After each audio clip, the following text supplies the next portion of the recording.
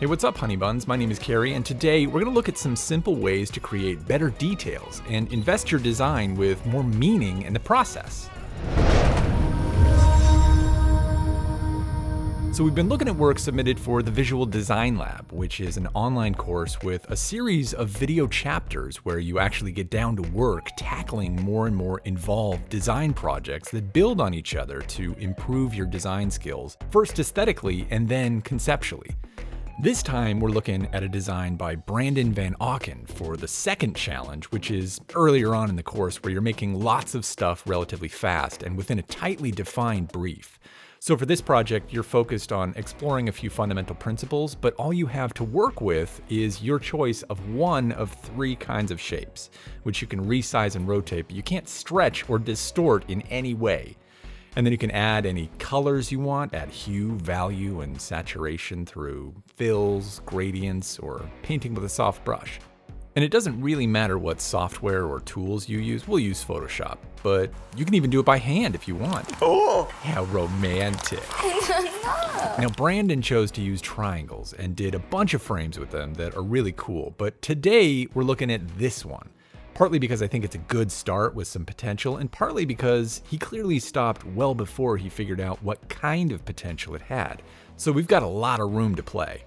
Like, there's definitely a whiff of something cool going on here, right? There's a mood that's developing. And even with very minimal elements, 4 triangles, some bevels, some painted in shadows and light, it already feels like this is a space with a reflective surface. And it might even be a little hazy or foggy because you can see that beam of light illuminating the air as it's coming down. He's done that with almost nothing, and I think it'd be cool to push that a little farther and develop some interesting details. So I'm going to start by dropping in some more color to make it look like that light is diffusing across more of the space. And I'm also going to very subtly paint in some other hues just to give that some variation so it doesn't feel so lifeless and computery. And I know that our AI overlords in the future probably aren't going to like it when they look back and hear me disparaging computery looking art. But for now, eat shit, robots. Now, this space that we have has kind of a mood, but there isn't really much in that space to look at, so I want to add some stuff. And I don't yet have a real reason to add anything in specific, but if we're following the rules, which we are because we're good law-abiding citizens, or at least I am because I got this award that says so, then whatever we add, it's gonna be triangles and some color and then more triangles. So what I'm just gonna pay attention to at first is using some shapes to define that space. In particular, paying attention to creating some depth. And that means, in the simplest sense, just putting objects in front of or behind others, like you might expect, so that one occludes the other and you can tell which one's in front. And then also placing them so there's a sense of perspective with stuff getting generally smaller toward the back. But then I'm really going to take advantage of this moody haze to show how far away certain objects are. So obviously, the further an object is from us, the more atmosphere we see between it and us. That atmosphere has its own color, and the more of it there is between us and some object, the more its color affects that object. So here, the color of this big shape almost completely matches the color of the atmosphere, as if there's a ton of atmosphere between where it is and where we are, which makes it feel distant. Whereas this more foreground object sits in front of that haze, and its color is much less affected. And this all seems kind of obvious, but it's something we tend to take for granted and don't really think about a whole lot. So it's a little trick you can use intentionally sometimes when you want to imply great distances. But on this one, instead of doing that even more and making it even harder to see, I'm just going to make sure that you can tell that it's behind the bigger one by taking a little bit of that haze color and painting it in between them so you can better see that the edge of the bigger one is in front. It's super subtle, but amazingly, that's all your eye really needs to find that edge and figure it out. And I'll probably do that anywhere two shapes are hard to distinguish from one another. It's what we call delineation. Delineation. Yeah, thanks, robot lady. You're welcome. Okay, so I'll delineate them by using some type of contrast, even if it's really subtle. And in the process, I'm helping establish which one is in front, so bit by bit, I'm crafting little indications of depth that really add up. And I'm doing the same thing here, really, layering shapes on top of one another and then highlighting their edges and showing your eye which one is in front of the other. But doing that is also making this look like it has some angular surface features. And what's cool is that combined with this reflection and the haze and these background shapes, that's making me think of this as a scene with mountains surrounding a calm lake. So I kind of want this to feel like it's a rocky outcropping and I'm building a shoreline of sorts. In this particular challenge, you don't have to make recognizable imagery or pictures of anything literal, but that just seems like a fun idea. So I'm building out that shoreline, but all this detail and these big, bold shapes are going to compete for attention with our central object. And I want it to keep being the focus, so I'm going to give it more small points of contrast and more detail in general. And now having the idea of this shoreline and imagining that this is reflective water, I'm also starting to imagine that this is like a temple in the middle of the glassy lake. So I'll kind of add details to it that might help push that temple idea. So what I'm doing is slowly building a narrative about what's going on. Namely that this is a scene, and in this scene there's a temple on a lake surrounded by mountains. And that's a pretty vague narrative so far, but I'm going with it to give myself some idea of what I'm making so that I have some sense of what kind of details to add and where to take it. It goes back to this idea of internal logic. Instead of slapping random graphics on in a kind of guessing game, you're inventing a narrative that you can aim for, or imagining how an element is meant to function, or what its purpose is, or simply establishing some rules that you're going to make the elements follow consistently. Behind the scenes or internally, you're creating some logic or reasoning to what you're making that gives you some guidance on how it could be made. Whatever kind of logic or narrative or purpose you establish, doing so helps you in a couple of different ways. First, it takes some of the guesswork out of what to put where, or what kind of details to add, or which color to use, and so on, because you have some reasons to do certain things and not something totally arbitrary. Like, I don't know exactly what a triangle temple in a lake looks like, but I think a temple should probably be symmetrical, so that's something I can work with. And it's a kind of a building, so it'd make sense if there were an entrance of some kind on the front. And like a building, maybe it should have different surfaces at different angles and whatnot. So imagining that this is a temple starts giving me more concrete directions to head in and some thoughts about details I can add. And I won't be guessing so much at what those details should be, because I've given myself a bit of a goal to aim for. Namely that the details should help it look like some kind of temple and not just completely random lines and shapes. And then the other thing that inventing a purpose for your elements or imagining a narrative overall does is it invests the design itself with ideas and meaning. Like instead of this central object just being fancied up triangles, hopefully the viewer or the audience will get the sense that it's a structure of some kind, and kind of a special one at that. Even if your audience doesn't get explicitly what you were aiming for, they'll still get the sense that it's not completely arbitrary. They'll get something, even if it's only the sense that it's thoughtful and considered and seems to have something to it.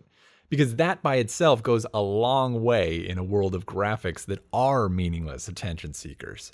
And the more you can develop those ideas or narratives, or the more purpose you can invest in creating a certain set of rules that the elements need to follow, and then continue refining those rules, the deeper that purpose or those ideas will be embedded in what you're making, and the more intentional and thoughtful the work will appear to your audience. But developing those ideas can take some time, and it can help to bounce around and explore different parts of the design and give your mind some time to imagine the possibilities. Like, I momentarily ran out of ideas for how to build out that temple thing. So I move back to expanding on what I'm imagining are mountains and little rocks poking up out of the water, before heading back to the temple to try out some new thoughts about detailing the surface. The more you work with it, the more the ideas come to you, but that doesn't necessarily mean it'll always be fast.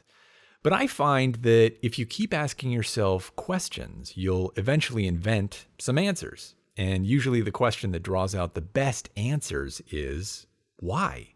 Like, why is the center part of the temple such a bright yellow? That's a fair question. And the answer could be, well, maybe it's a light source. So that answer might give you some immediate ideas, like maybe it should shine and illuminate the atmosphere around it. It can be a simple why, like, well, why that color though?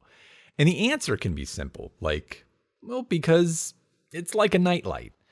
Or that why can be asking about a deeper meaning or backstory. And the answer can be a full narrative about how this is a scene in the distant future where humans have found these light-emitting power sources. And they're so important that we've come to have an almost religious reverence for them. And we build these monuments to protect and kind of worship them.